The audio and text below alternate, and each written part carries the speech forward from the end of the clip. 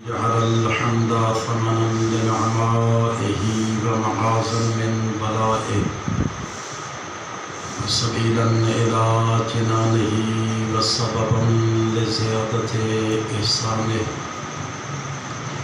الذي ليس كمثله شيء وهو السميع البصير. الصلاة والسلام على الأفضل العدد العبد المؤيد والرسول المسدد المصطفى الأمجد والمحمود الأحمد وحبيب إله العالمين أبي القاسم محمد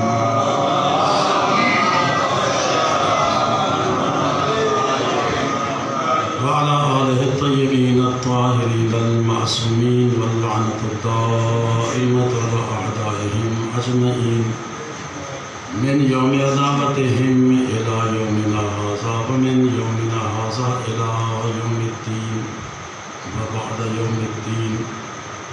أما بعد، بسم الله الرحمن الرحيم. إن الدين عند الله الإسلام. صلوات محمد.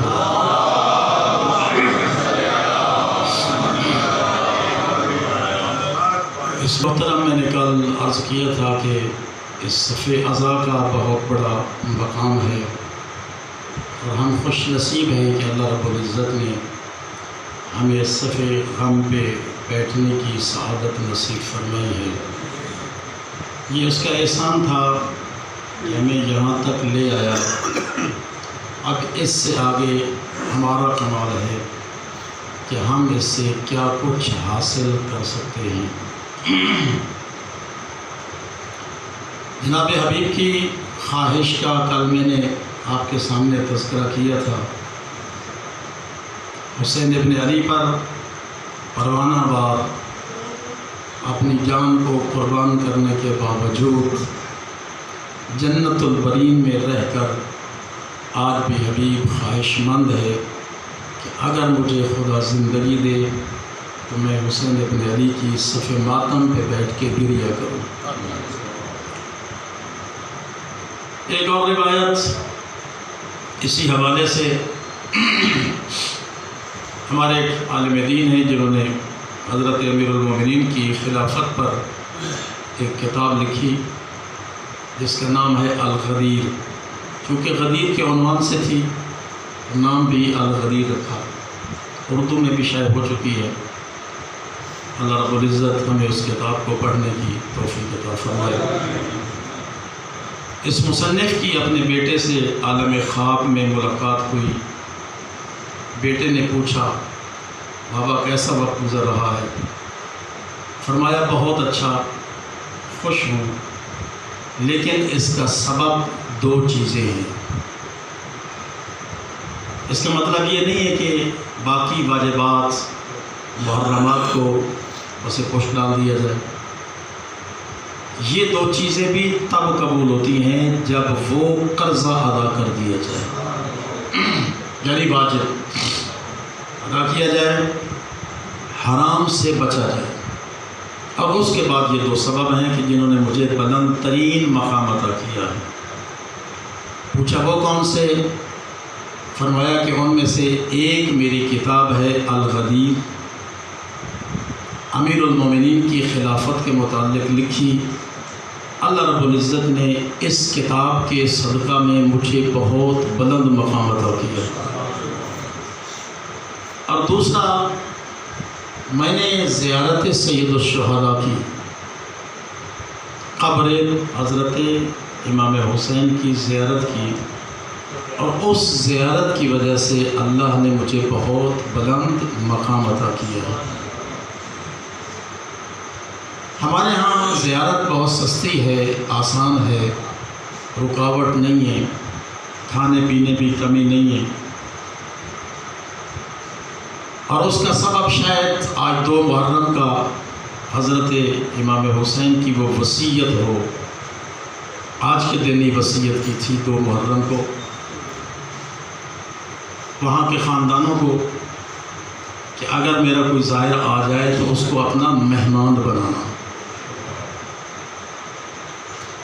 بڑی آسان ہے ماشاءاللہ، سفر ایزی ہو گیا، آسان ہو گیا، لیکن ایک دور وہ تھا کہ جس دور میں زیارت کے لیے کچھ قربان کرنا پڑتا تھا۔ بعض اوقات آنکھ نکلوانا پڑتی تھی، بعض اوقات ہاتھ کٹوانا پڑتا تھا، بعض اوقات پاؤں کٹوانا پڑتا تھا، اور ایک زمانہ یہ بھی آیا کہ اپنا بیٹا قربان کرو پھر زیارت پہ جاؤ۔ تو کتنے باکمال ہیں وہ ظاہر کہ جنہوں نے اپنی گود میں لخت جگر قربان کیا اور زیارت امام حسین کو ترک نہیں کیا۔ آج بھی یہ چیلم قریب ہے، چیلم کے موقع پر وہاں پہ تقریباً ہر ٹیپ ریکارڈر پہ ایک عربی زبان میں نوحہ چلتا ہے، نوحہ سمجھے یہ قصیدہ، اس میں باقاعدہ ایک جملہ ہے اس دور کا جس دور میں ہاتھ اور پاؤں کٹتے تھے، اس دور کا ایک جملہ ہے، اے فرزند زہرا، اگر ہمارے ہاتھ اور پاؤں تیری زیارت کی محبت میں کاٹ بھی دیے جائیں تو پھر بھی ہم زانوں کے بل چل کر تیری زیارت کریں گے۔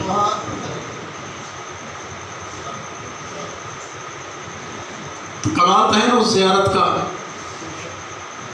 تو اس عالم دین نے ارشاد فرمایا کہ میری بلندی رتبہ کا سبب زیارت سید الشہداء بنے، اور پھر بیٹے سے فرمایا 3 مرتبہ علیک بالزیارہ، علیک بالزیارہ، علیک بالزیارہ، زیارت کو لازم قرار دو، کم از کم زندگی میں ایک بار ضرور زیارت کرو، جیسے بھی جانا پڑے۔ قرض لے کے جا سکتے ہیں، قرض لے کے جائیں، اس قرض کی ادائیگی کے ذمہ دار بھی والی کربلا ہے۔ پیدل چلنا بہت مشکل ہوتا ہے، لیکن وہ خوش نصیب بھی ہیں جن کو بچشم میں خود دیکھا کہ وہ سامرا سے مشہد پیدل، مشہد سے سامرا پیدل، پھر سامرا سے کاظمین پیدل، کاظمین سے نجف پیدل، پھر نجف سے کربلا پیدل، تو چونکہ گھر سامرا میں تھا تو کربلا سے پھر سامرا پیدل۔ بوڑھا ضعیف آدمی تھا، تقریباً کوئی 55 سال کی ایج میں، تو میں نے اس سے پوچھا کہ یہ ایک بار سفر کیا ہے؟ وہ بتاتا گیا، ہماری حیرت بڑھتی گئی، تو اس نے کہا نہیں، میں تیسری دفعہ اب شروع کیا۔ تو اب وہ بھی تو ہے نا ظاہر کہ جو مشہد سے کربلا تک پیدل جاتے ہیں، اور میرے معصوم امام نے ارشاد فرمایا کہ جس قدم پر راہ زیارت میں خاک زمین پڑتی ہے، اللہ نے اس قدم پر جہنم کو حرام قرار دیا ہے۔ تو ارشاد فرمایا کہ علیک بالزیارہ، زیارت تیری لازم ہے، زیارت کرو۔ بیٹے نے پوچھا کہ بابا اگر توفیق نہ ہو تو، اگر کوئی نہ کر سکے تو، اور یہ آپ پڑھتے رہتے ہیں مفاتیح الجنان، باقی کتابوں میں، دعاؤں کی کتابوں میں، کہ اگر کوئی کربلا نہ جا سکے تو وہ اتنا کر لے کہ اپنے مکان کی چھت پہ کھڑے ہو کر کربلا کا رخ کرے اور ایک ہی جملہ کہہ دے، السلام علیک یا ابا عبداللہ، اس کو بھی وہی اجر ملے گا جو کربلا میں جانے والے کو ملے گا۔ تو بیٹے نے پوچھا کہ اگر نہ جا سکے تو، فرمایا کہ اگر نہیں جا سکتا نا تو جس مقام پہ مجلس ہوتی ہے اسی مقام پر اسی کو کربلا سمجھ کے بیٹھ جائے، چونکہ کربلا کا تذکرہ ہوتا ہے، اس مقام پہ اگر بیٹھ گیا تو اس کو بھی کربلا کی زیارت کا ثواب ملے۔ بہت آسان ہے، لیکن میرے دوستو ہر مجلس وہ مجلس نہیں ہے جس میں جناب سیدہ تشریف لائے۔ طاہرہ ہے، صدیقہ ہے، طاہرہ اس مقام پہ جائے گی جہاں طہارت کا خیال ہو، طہارت ظاہری بھی ہو، طہارت باطنی بھی ہو۔ یہ روایت ہے کہ جناب سیدہ تشریف لاتی ہیں، لیکن ہر مجلس میں نہیں۔ کیا ہر نماز قبول ہوتی ہے؟ نماز کے صحیح ہونے کی کچھ شرائط ہیں قبول ہونے سے پہلے، کچھ شرائط ہیں نماز کے صحیح ہونے کی، اور کچھ شرائط ہیں نماز کے قبول ہونے کی۔ نماز کے صحیح ہونے کی شرائط کیا ہے؟ جہاں پہ نماز پڑھ رہے ہیں وہ مقام پاک ہو، طاہر ہو، غصبی نہ ہو، لباس پاک ہو، قبلہ رخ ہو۔ یہ نماز کے صحیح ہونے کی شرائط ہے۔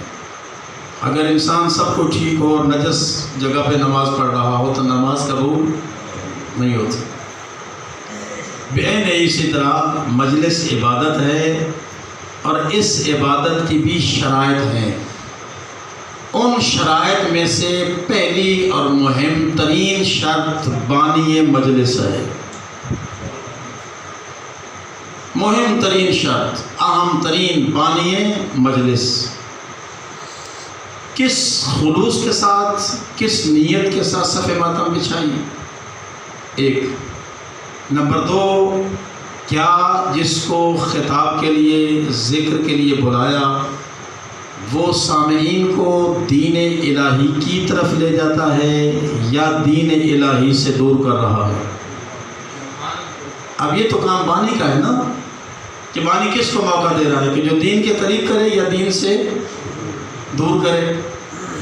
اب اگر بانی نیتاً بھی صاف اور مخلص ہو کہ فقط فرزند زہرا کا پرستہ پیش کرنے کے لیے دین مبین الہی کی تبلیغ کی خاطر صف ماتم بچھا دے، تو اب یہ مجلس وہ ہے جس کے متعلق چھٹے تاجدار ولایت نے ارشاد فرمایا، اللہم صلی اللہ، کہ جس مجلس میں ہمارے امور کو زندہ کیا جائے، یعنی فقہ کو زندہ کیا جائے، سیرت کو بیان کیا جائے، وہ 1 گھنٹے کی مجلس 70 سال کی عابد کی عبادت سے افضل قرار پاتی ہے۔ کیوں افضل ہے؟ اس لیے کہ عابد نے اپنے راہ کو صاف کیا ہے، اور اس مجلس میں 50 ہیں، 25 ہیں، 100 ہیں، ان کو دین الہی کی طرف لانے کی کوشش کی جا رہی ہے۔ اور یہ مشن سید الشہداء ہے۔ آج کے دن جب سید الشہداء پہنچے نا، تو سب سے پہلی میٹنگ مشورہ حضرت نے اپنے اصحاب انصار سے کیا۔ انہیں تعارف تو تھا کون ہے جن کے ساتھ چل رہے ہیں، پیغمبر سے رشتہ کیا ہے، ان کا منصب کیا ہے۔ تو جب پیغمبر کے اس عظیم نواسے نے کربلا میں یہ پہلی میٹنگ کی، تو اس کے اختتام پہ سب سے پہلے جناب زہیر ابن کین اٹھے مجمع عام میں۔ زہیر ابن کین، ابن رسول اللہ، یہ دنیا فانی ہے، آخرت ہمیشہ رہنے والی ہے، لیکن اگر یہ دنیا ہمیشہ باقی رہتی اور اللہ ہمیں بھی ہمیشہ اس دنیا میں خوش و خرم باقی رکھتا، اب تو یہ فانی ہے نا، فنا ہو جائے گی، لیکن اگر یہ دنیا ہمیشہ باقی رہنے والی ہوتی اور ہمیں بھی یقین ہوتا کہ ہم ہمیشہ عین شباب میں اسی دنیا میں باقی رہیں گے، تو پھر بھی ابن رسول اللہ میں دنیا کو چھوڑ کر آپ پہ قدموں پہ قربان ہونے کو ترجیح دیتا ہوں۔ کیسے ناصر اور انصار ملے حسین ابن علی کو کہ اگر مجھے یقین ہو کہ میں ہمیشہ زندہ رہوں گا اور یہ دنیا بھی ہمیشہ باقی رہے گی، پھر بھی اس کی بقا سے افضل ہے آپ کے قدموں پہ قربان ہو جانا۔ اپنی وفا کا یقین دلاتی ہے۔ بریر حمدانی اٹھے، ابن رسول اللہ، یہ دنیا کی سہولیات، آسانیاں، یہ دنیا کی زندگی کیا چیز ہے؟ حقیقت میں زندگی تو وہ ہے کہ جو آپ کی حیات پہ قربان ہو جائے۔ اور وہ زندگی پا رہے ہیں. وہ بریر بھی زندگی پا رہا ہے، وہ زہیر بھی زندگی پا رہا ہے. آج دنیا عالم سے پروانہ وار دنیا جا رہی ہے. غیر مسلم، مسلم، مومن، متقی، مجتہد، ہر بندہ جا رہا ہے. اور ہر بندے کی خواہش ہوتی ہے کہ میں اصحاب حسین پہ سلام کروں. اگر وہ سلام کر لیتا ہے، معصوم فرماتے ہیں کہ اس کے ہاتھ کا بوسہ دینا بھی ایسے ہے جیسے کہ اس کی قبر کو بوسہ دینا ہو. اصحاب حسین جنہوں نے مقصد حسین کو پہچانا اور مقصد حسین کو پہچان کر جاویدانہ زندگی حاصل کی. میں آپ کے سامنے منشور اسلام پیش کر رہا ہوں. اب کسی کے پاس پیمانہ نہیں ہے کہ کون کس درجے کا مسلم ہے، لیکن انسان کا ضمیر خود بتاتا ہے کہ میں کس درجے کا مسلمان ہوں. اگر انسان آنکھیں بند بھی کر لینا، ضمیر آنکھ بند نہیں کرتا، وہ فوراً ٹوک دیتا ہے کہ یہ کیا ہے اور وہ کیا ہے. تو منشور اسلام میں پہلی شک آئین اسلام کی اللہ تشرکو بہی شیئا، کسی شے کو بھی اللہ کا شریک نہ بناؤ. معمولی سا شرک، معمولی سا چھوٹا سا، تفصیل میں نہیں جاؤں گا چونکہ کل عرض کیا تھا. آج ایک اور شرک پہ میں نے چند معروضات آپ کی خدمت میں پیش کرنی ہے. معمولی سا شرک. میں کسی مشکل میں پھنسا ہوا تھا، شاہ صاحب آ گئے، میری مدد کی، مشکل حل ہو گئی. اب میں اس دن کا شکریہ کس انداز میں کروں؟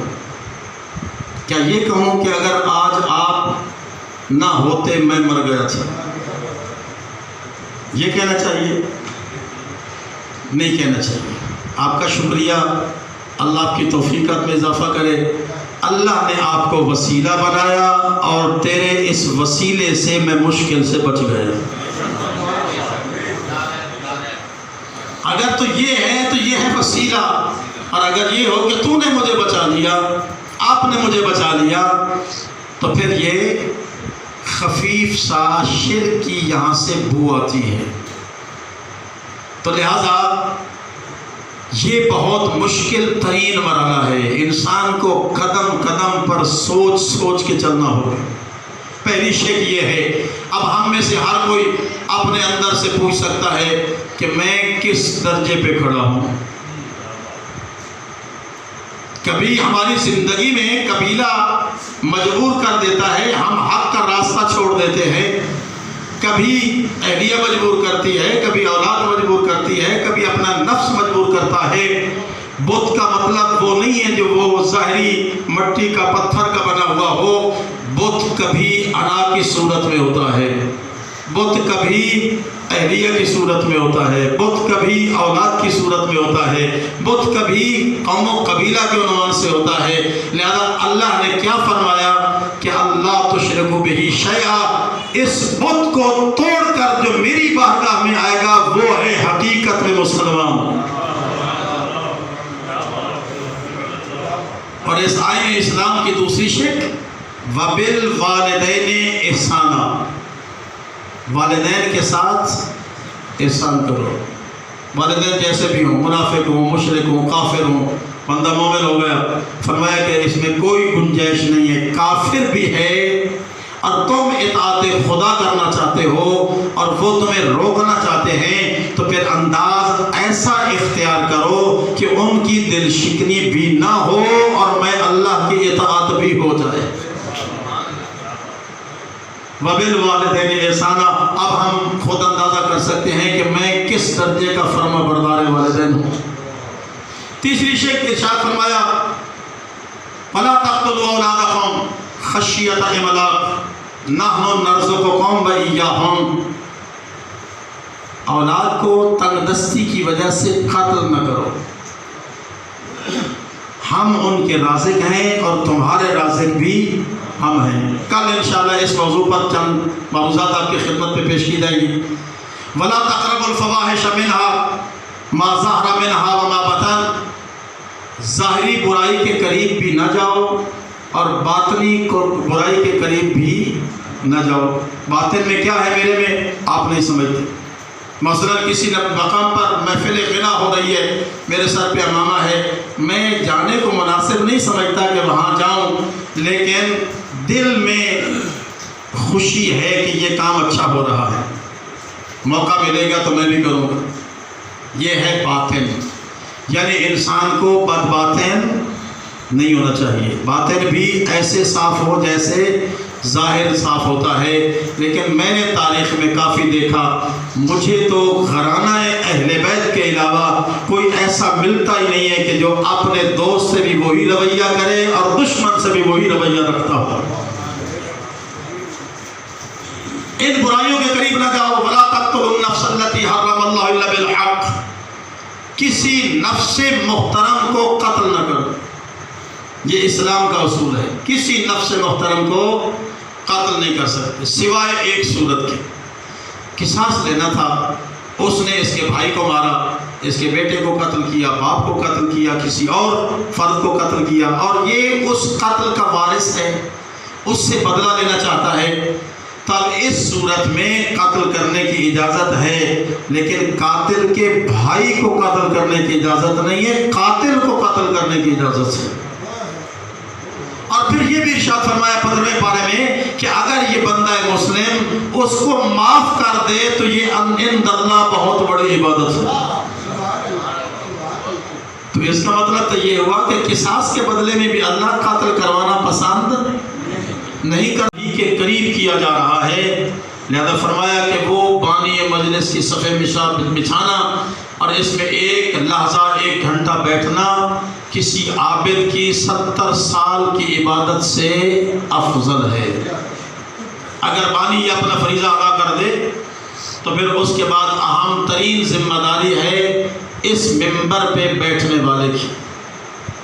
اس نے اپنا فریضہ ادا کر دیا بانی نے، اب کہنے والا کیا کہہ رہا ہے، اب یہ اس کے ہاتھ میں مہار ہے کہ وہ کس طرف لے جاتا ہے کس طرف نہیں، اور اس کا آسان سا طریقہ ہے پہچاننے کا، اگر تو واجبات الہیہ سے دور کرنے کی کوشش کرے، اور اس کے متعلق میں نے حرم امام حسین علیہ السلام میں امام محمد تقی علیہ السلام کا ایک فرمان پڑھا،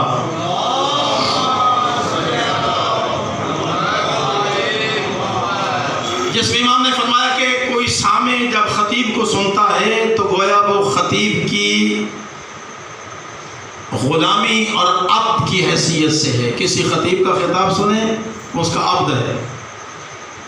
اب خطیب اگر دین الہی کی طرف لے جائے تو گویا سننے والا اطاعت الہی کر رہا ہے، اور اگر خطیب ایسی ویسی گفتگو کرے جس سے دین سے دور لے جائے تو سننے والا شیطان کا پیروکار ہے۔ اب اس سے نتیجہ کیا نکلا کہ اگر خطیب دین الہی کی طرف لے جائے تو معصوم فرماتے ہیں کہ یہ اطاعت خداوندی کر رہا ہے، اور اگر خطیب غلط بیان کے ساتھ دین سے دور کر رہا ہو تو یہ شیطان کی عبادت کر رہا ہے۔ اس کا مطلب یہ ہوا کہ خطیب کے بعد اہم ترین ذمہ داری آپ سامعین کی ہے کہ دیکھیں کہ کہنے والا کیا کہہ رہا ہے، بڑا ہے یا چھوٹا، اس کی معصوم نے نفی کی ہے، کہنے والا کہتا کیا ہے۔ اگر تو دین الہی کا پرچار کر رہا ہے تو آپ عبادت خدا کر رہے ہیں، اور اگر وہ کسی اور طرف لے کے جا رہا ہے تو سننے والا عبادت شیطان کر رہا ہے۔ اور میرے معصوم امام نے فرمایا کہ اگر کسی مجلس میں سامعین کو دین الہی سے دور کیا جا رہا ہو وہاں پہ کسی مومن کا بیٹھنا حرام ہے۔ مومن کا بیٹھنا حرام ہے کہاں پہ؟ جہاں جس مجلس میں دین الہی سے دور کیا جا رہا ہو۔ اب یہ دین الہی وہ کیا ہے جس کا میں نے ایک چھوٹا سا کل منشور اسلام پیش کیا تھا۔ پہلے تو مسلم بننے کی کوشش کریں نا، ہم سب پہلا درجہ اسلام ہے، اور اسلام کے بعد دوسرا درجہ ایمان، اور تیسرا درجہ تقوی متقی، اور اس کے بعد کوئی درجہ نہیں۔ یہی 3 درجے اللہ نے رکھے، پہلے اسلام، پھر ایمان، پھر تقوی، اور تینوں کا منشور اللہ نے قرآن میں بیان کیا ہے۔ مسلم کے اوصاف کیا ہیں، مومن کے اوصاف کیا ہیں، اور متقی کے اوصاف کیا ہیں؟ صلوات پڑھے بر محمد و آل محمد۔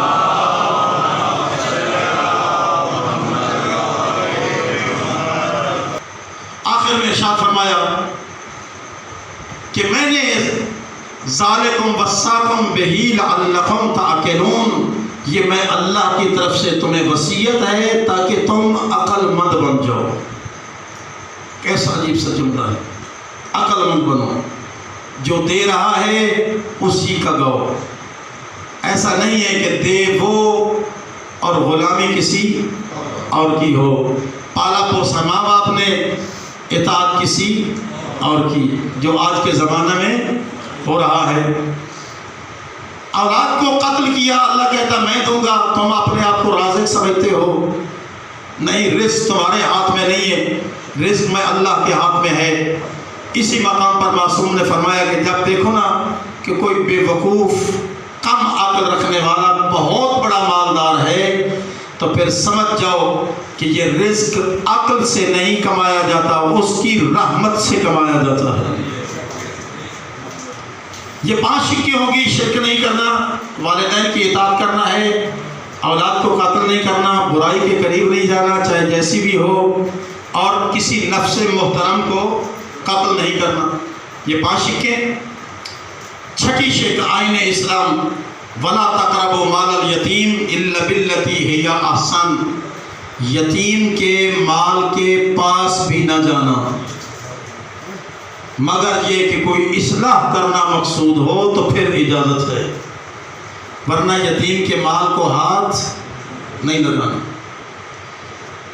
حسن ارادہ ہے تو ٹھیک ہے، ورنہ نہیں۔ کب تک؟ حتی یبلغ اشدہ، جوانی کو پہنچ جائے۔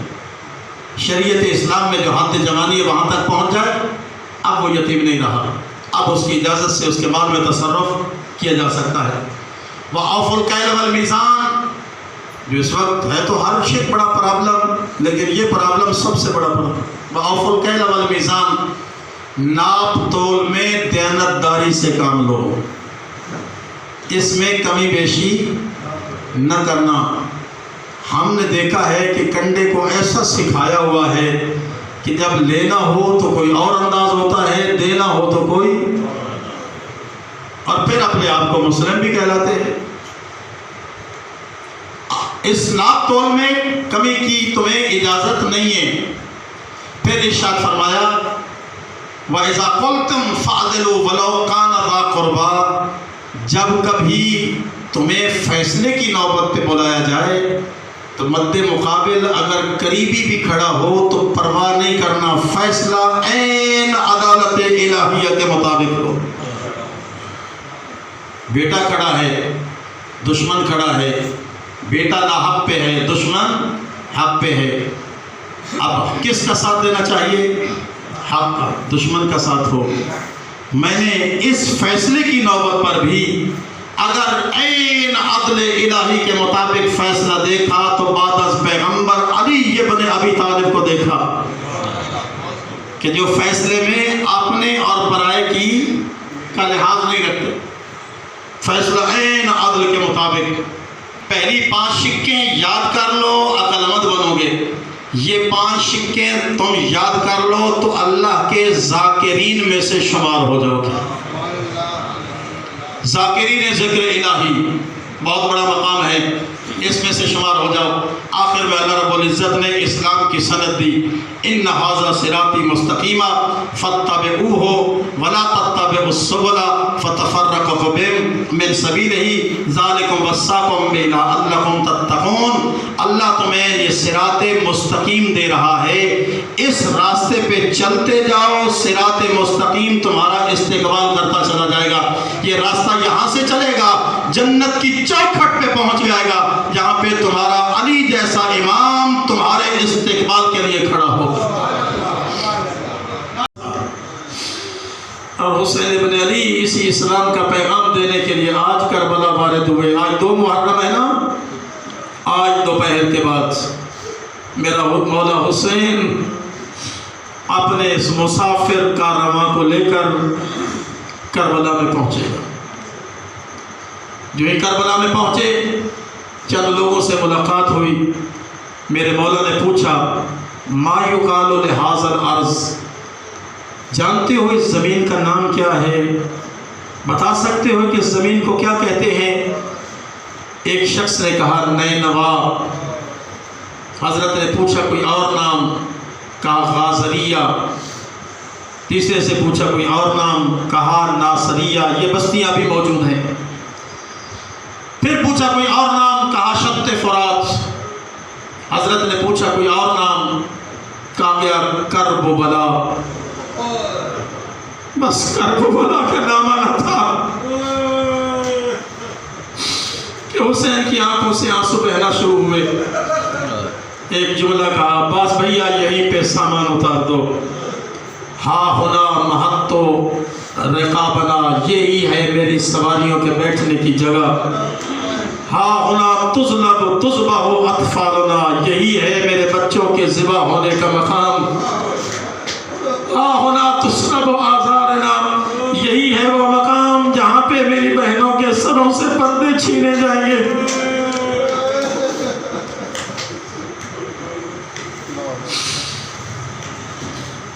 خیمہ لگ گیا. جناب زینب کبریٰ جناب ام کلثوم خیمہ میں تشریف فرما ہے. دونوں بہنوں سے ایک روایت ہے، کبھی کسی روایت میں جناب ام کلثوم کا نام ہے، کسی روایت میں جناب زینب کبریٰ کا نام ہے. بی بی نے بلایا اپنے بھائی کو، اما فضہ جاؤ نا ذرا بھائی حسین کو بلا کے لاؤ. امام تشریف لائے. ماں جائی کیا حکم تھا؟ کہا بھیا جتنا جلد ممکن ہو سکے اس زمین سے نکل چلو.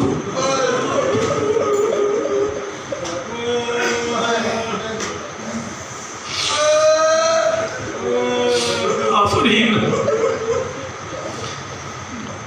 بھیا نے پوچھا کہ بہن وجہ کیا ہے؟ کہا بھیا جب میں نے قدم رکھا تھا نا، ہوا کا ایک جھونکا آیا اور میرے سر سے چادر اتر گئی.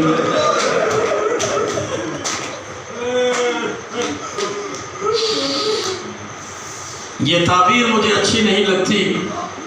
دوسرا یہ کہ جب سے میں نے زمین پہ قدم رکھا ہے نا میرا دل گھٹتا چلا گیا.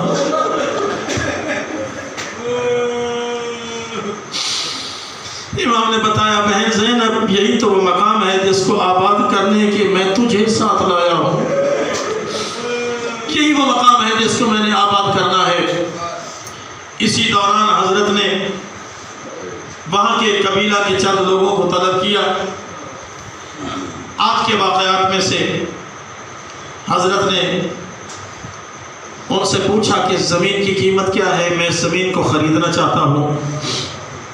ایک بوڑھے نے کہا کہ چہرے سے شریف لگتا ہے، تیرے محمل میں شریف زادیاں پردہ دار ہیں. یہ زمین امن کی زمین نہیں ہے، اس زمین کا نام کرب و بلا ہے، مصیبت کی زمین. میرا مشورہ یہ ہے کہ جتنا جلد ممکن ہو یہاں سے چلے چلو. اس میں نبی آئے اور روتے ہوئے چلے گئے.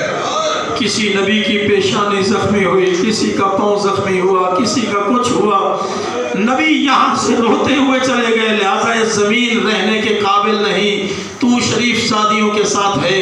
حضرت نے فرمایا کہ نہیں، میں اس زمین کو آباد کرنے کے لیے آیا ہوں، میں جانے والا نہیں ہوں. اس بوڑھے نے نگاہ اٹھا کے دیکھا اور ایک جملہ کہا کہ دعوے تو ایسے کرتا ہے کہ تو حسین ابن علی ہے.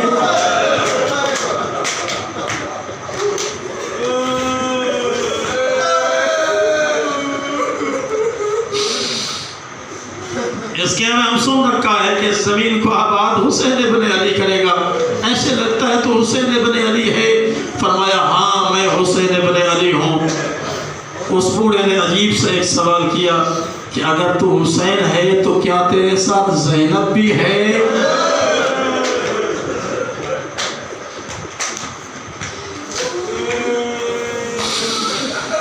مکالمہ اختتام پذیر ہوا.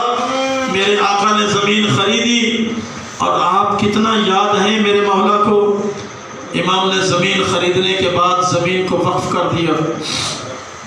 اور فرمایا کہ میں زمین تمہارے حوالے کر رہا ہوں، یہ 60,000 درہم بھی تمہارے حوالے، یہ زمین بھی تمہارے حوالے، لیکن شرط یہ ہے کہ جب یہ 10 محرم کو فوجیں چلی جائیں نا تو میری قبر کا نشان بنا دینا۔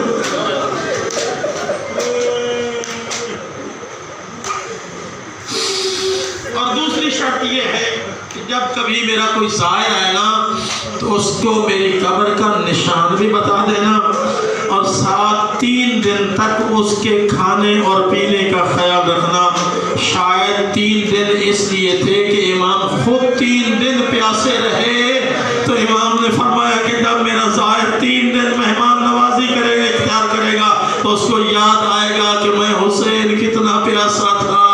میں نے خود ایک عالم دین کو دیکھا جس کا ایک مسکن ہوٹل ہم نے کرائے پہ لیا ہے، اور اس نے قافلہ سالار سے پوری قیمت وصول کرنے کے بعد ایک زائر کو بلا کر 3 دن کا کرایہ واپس کر دیا۔